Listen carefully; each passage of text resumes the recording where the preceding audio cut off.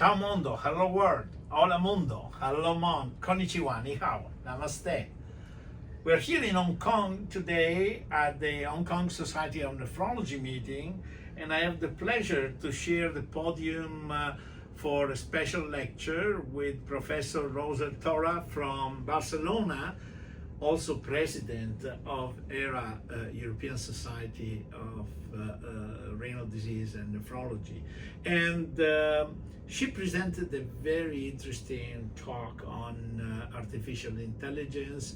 So I would like you to just summarize in 1 minute, I know it's impossible, but what is the message for the young fellows about artificial intelligence, and what is the European Society approach to artificial intelligence?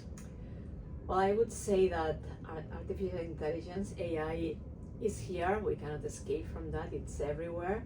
So what we can do is to use the critical thinking, which is, at the end of the day, use common sense and analyze whether the output from any AI device or tool makes sense or not. So be critical with what these large language models provide us. Also be sure that we validate any data from these AI tools. And at the end of the day, I would say that AI is one tool more in the toolkit for clinicians. So we have many different things like imaging labs, the patient itself, what he says, how he looks like, many other things. So it's one thing more.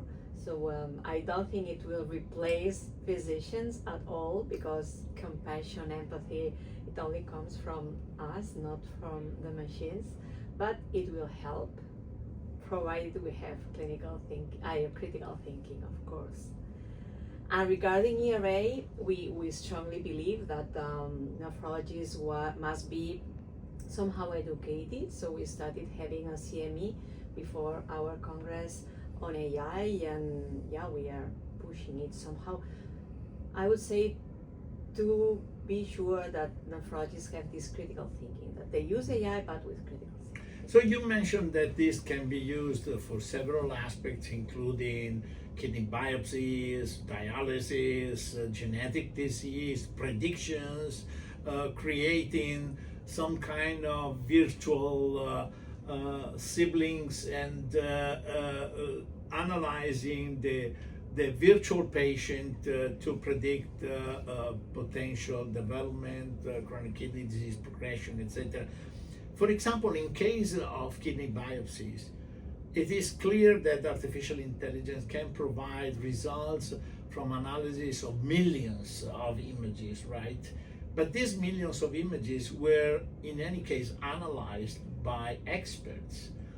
So my question is, who is going to teach artificial intelligence in the future if we accept and utilize whatever is existing now?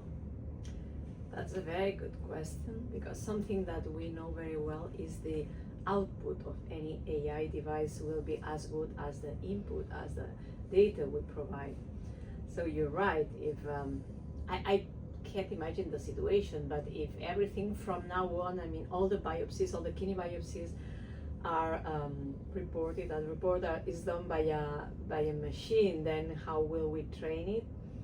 Yeah, if they made an error, that error will be perpetuated forever.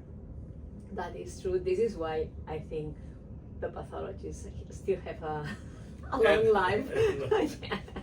Well, I think it is important. I think we have to mention that most of the computers, actually the computers, work in a deterministic way, which is a binary choice, if, then, if, then.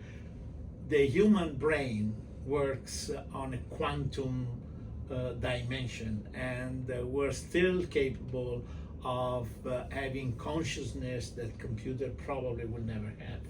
So Hopefully. Long life to clinical nephrologists, to investigators.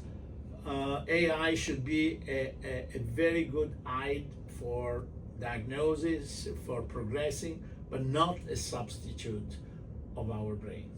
Absolutely. With this, thank you very much for joining today Cappuccino with Professor Rosa Torra, President of ERA, and from Hong Kong at the Hong Kong Society of Nephrology meeting.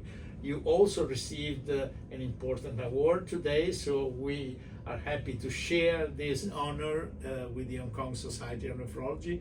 Thank you very much and have a wonderful day.